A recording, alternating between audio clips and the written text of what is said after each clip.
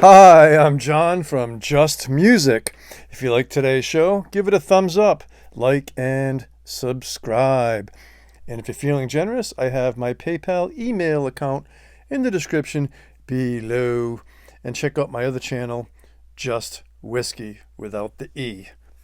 But today, it's Just Music, and the title of today's show is my favorite or the greatest vocalist slash singers of all time. Like I normally do with these lists, I'm kind of going to go through in no particular order, but then it's going to kind of funnel down into my top 5, 6, or 7, and then I'll reveal my favorite first, second, third place kind of singers. So, without any further ado, Alice Cooper. Underrated as a singer. I mean, everyone thinks of shock rock. He's a phenomenal singer. Only Women Bleed. So many ballads that he's sung in the past. And he can sing everything. Very, very good vocalist and good songwriter as well. Bob Dylan. In his younger day, he had soul. He has soul. His voice is, you know, gone to gone to the frog and toad fields, but Bob Dylan, a unique, and some of these singers are unique. Okay, Bob Dylan couldn't sing, a heavy metal song or, some screaming vocals, but he had a unique, soulful, real deal voice. Roy Orbison can sing the full octave range, backwards and forwards, all day long. Just had natural technical ability. Don McLean, not a rocker, but boy, can he sing. And again, these singers, I feel their lyrics, and as opposed to just hearing it. Jeff Lynne from ELO, Electric Light Orchestra, phenomenal singer who definitely inspired by Roy Orbison, big time. But Jeff Lynne, very good singer. Stevie Wonder, boy, another one of the greats. Elvis Presley, unique, way ahead of his time. There's been a lot of imitators, but there's only one original, and Elvis was an original.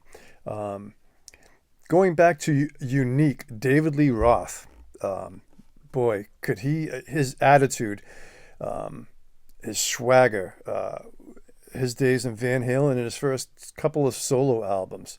Boy, I mean, he did some really, really good singing in there. It's just, he had the attitude. Joey Ramone, an often overlooked singer. Great singer, actually. Dan McCafferty, lead singer of Nazareth. Wow. I mean, he puts Axl Rose to shame. He puts Bon Scott to shame. He puts Brian Johnson to shame in that realm of that itchy, scratchy voice. Nobody can sing like his throat's exploding, like Dan McCafferty of Nazareth. And boy, what a phenomenal singer. Having said that, I did say Axl Rose. Their first album, Appetite Destruction, was a masterpiece, and I think he sang great. It's an acquired taste, but he has something unique and special, and I have to give him credit for that. Not something I listen to all the time, but he's got what it takes to do that. Scorpions lead singer, Klaus Meine. Phenomenal showman. I've seen him back in the 70s and 80s, and for a guy that couldn't speak English, he's German, for him to translate those lyrics into English and sing that way is incredible. And I give incredible kudos to Klaus Meine, lead singer of Scorpions. John Fogerty, the early stuff with Creedence. Boy, could he sing soul drenched and scream, and oh my God. Listen to some old Creedence Clearwater Revival. Not the greatest hits. Go for the deeper cuts, and you will be pleasantly surprised. Again, no particular order. I'm throwing some curveballs out here. George Michael.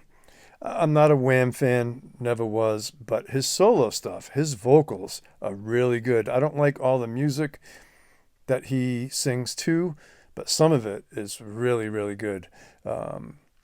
Ian Lloyd from the band Stories.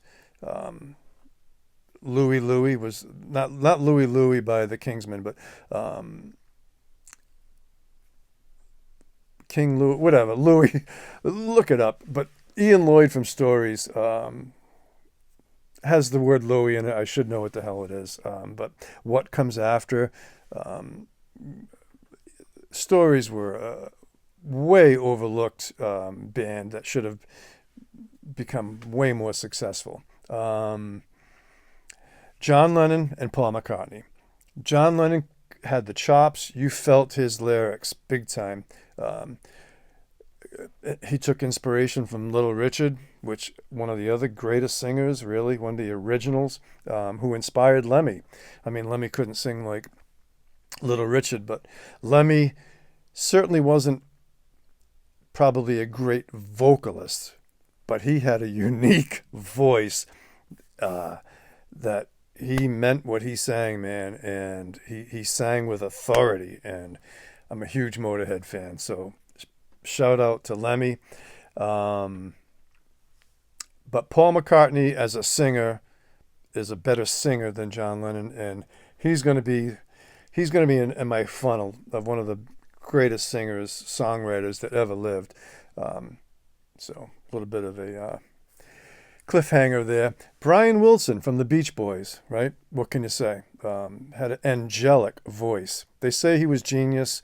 He probably was.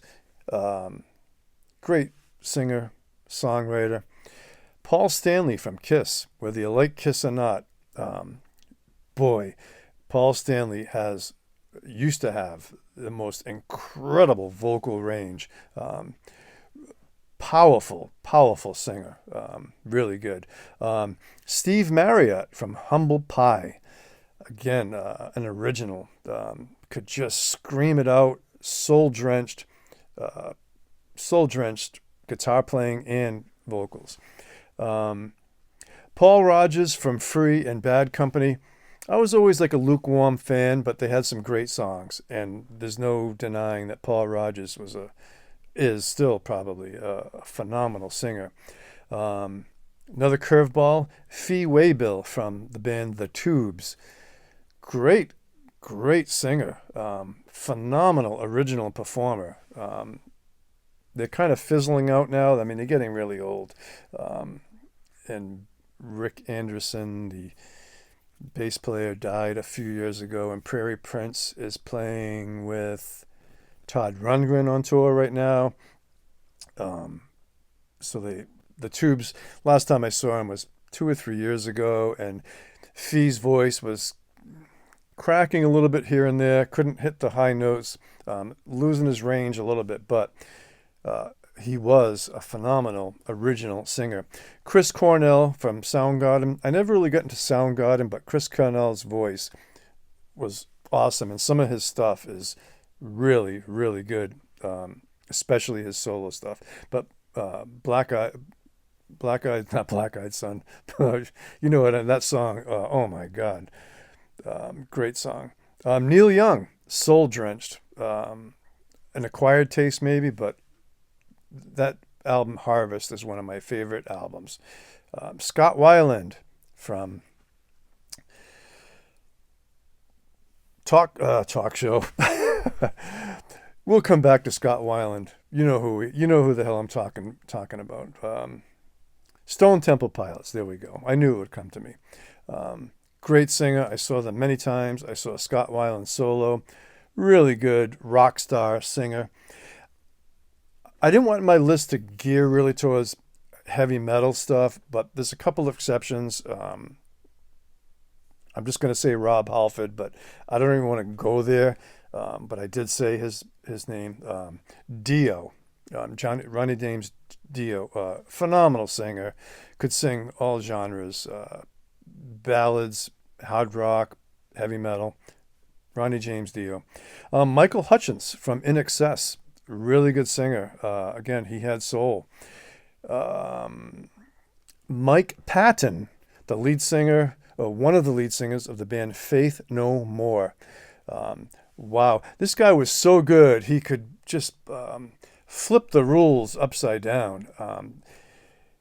He really a phenomenal singer.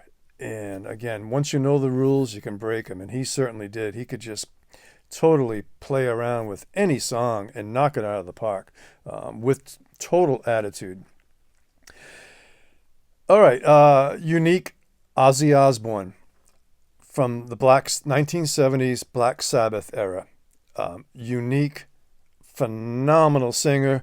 Once he went solo, it seemed like his voice kind of went to like a vocalizer, more electronic sound. But the original Black Sabbath in the 70s, Ozzy's voice was organic and phenomenal singer for that band in that time. Prince, Take It or Leave It, Purple Rain, one of my probably top 30 or 40 albums. Great album, great singer.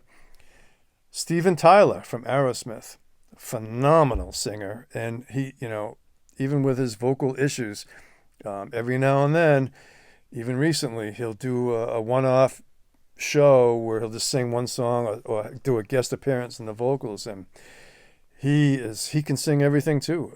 Phenomenal singer. And Jimmy Page entertained the idea of hiring Steven Tyler for the new Led Zeppelin, but it just didn't, the chemistry wasn't there. It didn't work out. Billy Joel, great singer, songwriter. No more needs to be said there. Elton John, same thing. Although Elton John did not write any of his own lyrics, but he was a great interpreter, and he had soul in his voice. Back to Paul McCartney. So now we're getting down to the nitty gritty here. Paul McCartney, he could sing anything. Now, I mean, we're all getting old, and he is losing his range. His voice is starting to crack. But in his day, for 50 years, he was untouchable, really. Could sing anything. Now we're getting down to the nitty gritty here. Freddie Mercury from Queen. I was lucky enough to see the original Queen 2 times in the 70s. I think the first one was 77, 78, and then again in 1979 or 80, right around there. One of the greatest, possibly the greatest rock singer of all time. Again, could sing anything. Died way before his time. His style, though, as you know, the later Queen stuff wasn't my cup of tea. But the first 5 or 6 Queen albums, even 7 albums, up until Jazz. After Jazz, they kind of lost me. But up until Jazz, what a phenomenal singer. Robert Plant, again, what more needs to be said? Listen to Led Zeppelin, the first album, Led Zeppelin 1, Led Zeppelin self-titled. Holy cow. I mean, wow. He's just an awesome singer. Ian Gillan from Deep Purple. I mean, he sang the original Jesus Christ Superstar soundtrack, or most of it. Boy, he can sing just about anything as well. And he's still touring and still has a decent voice. So Ian Gillan. Now we're getting down to the top 3. And this is where it gets really hard. Top 3. Roger Daltrey is probably number 3. I really think he is one of the greatest rock singers that there ever was, especially in his early days. But he's struggling now. I mean, he's in his 80s, but his heyday in The Who, untouchable, could sing just about anything, could scream. He had the chops. So Roger Daltrey, I think, is one of my favorite singers of all time. Now we're getting to my top 2, which are totally different. And I'm just going to say what they are. And I couldn't really, I'm going to pick one. Here we go. My second favorite singer of all time, Frank Sinatra. I have a huge catalog of his, almost everything he's ever done. I was lucky enough to see his last public concert ever in May of 1993 at Foxwoods. He played a Friday, Saturday, Sunday. Don Rickles opened up for him. I saw him Sunday night.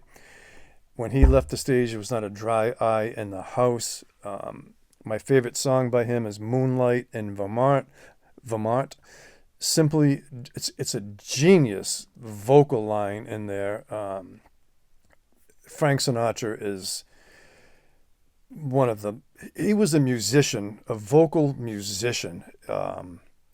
Phenomenal singer. But my number 1 for me has to be David Bowie.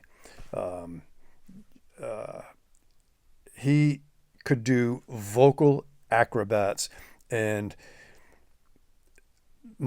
probably my favorite album by him is Pin-Ups. It's all cover tunes, but they're all old cover tunes, old Kinks songs, old Who songs. He made it in the mid-'70s, and Pretty Things. From start to finish, I love every single song on there, and he just can do vocal acrobats and sing anything. But boy, in his day, man, absolutely love his voice. Phenomenal singer, and he was like a magician. That's how great he was. He studied all the hooks and tricks to make pop songs and how to mix around lyrics. Inspired by Bob Dylan in that regard. He was inspired by Bruce Springsteen at one point even. But yeah, David Bowie, number 1. Number 2, Frank Sinatra.